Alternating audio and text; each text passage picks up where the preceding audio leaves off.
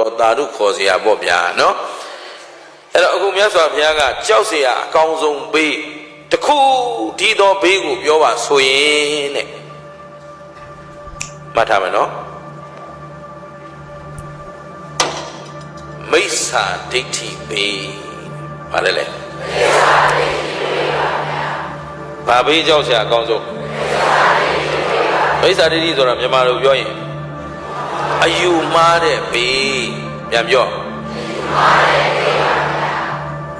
အတ္တံဓမ္မတောဝါအတ္တံဒိဋ္ဌိတောဝါအတ္တံဒိဋ္ဌိဆိုတာအယူမှားသောဘေးဟုတ်ပြီနော်အဲ့ဒီလွဲမှားတဲ့အယူသာယူလိုက်ပြီဆိုရင်ယူမိပြီဆိုရင်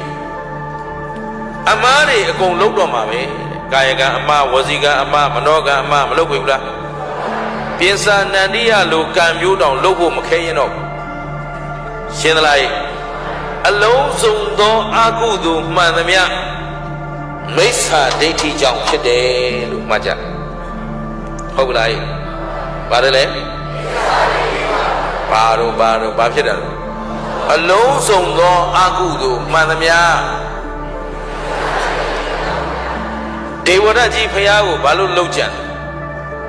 အဲ့ဒီမိစ္ဆာဒိဋ္ဌိကြောင့်မိစ္ဆာဒိဋ္ဌိလွှမ်းမိုးထားတော့သူဖရာဖြစ်တယ်လို့ငါလည်းဖရာဖြစ်ခြင်းတယ်ဟုတ်လားဆိုပြီးတော့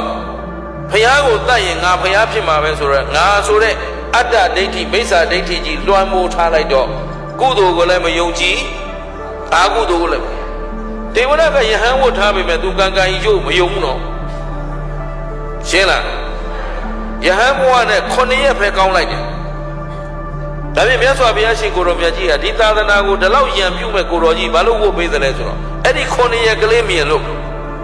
ဒီ9ရက်ကုသိုလ်ကသူ့ကိုနောက်မှပြန်ကဲမှာ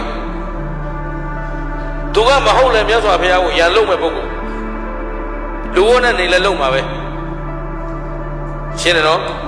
အဲ့တော့9ရက်ရန်ဝတ်လိုက်တော့9ရက်ကုသိုလ်မရဘူးလားအဲ့ဒီကုသိုလ်လေးကသူ့ကိုကဲဖို့9ရက်အတွင်းမှာဖြောင်းဖြောင်းလုပ်လိုက်တော့သူဇန်နေအပိညင်တွေရသွားတယ်မဲ့ဖို့သာမရလိုက်တာအဲ့ဒီဇန်အပိညင်ကိုတခါတည်းမာနတက်ပြီးတော့ဖျားစွမ်းသလောက်တော့ငါလည်းစွမ်းပါလေဒီဝရကရှင်းတယ်နော်အဲ့တော့မြတ်စွာဘုရားပြောတဲ့ဘေးကဘာဘေးတဲ့လဲ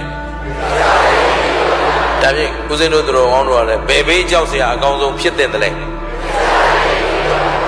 အဲ့တော့မိစ္ဆာဒိဋ္ဌိကိုထဲထဲဝင်သိဖို့လိုအပ်မလိုအပ်